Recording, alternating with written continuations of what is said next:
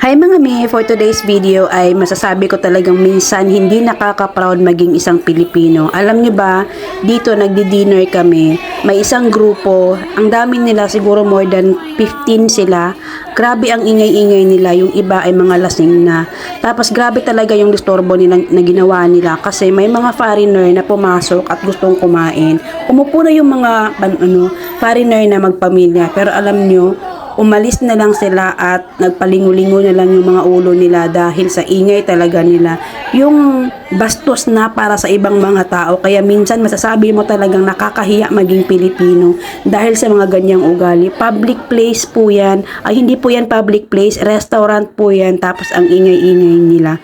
Tapos ayan, yung mga kasama namin na wala na ng gana at saka yung katabi namin na wala na din sila ng ganang kumain dahil sa ingay nila. As in talagang parang iskandalosa na talaga dahil nagsisigaw na sila, pinapakuha nila yung order nila tapos sinisigawan nila yung waiter, cheche, koim, ganun, tapos basta ang pangit pakinggan.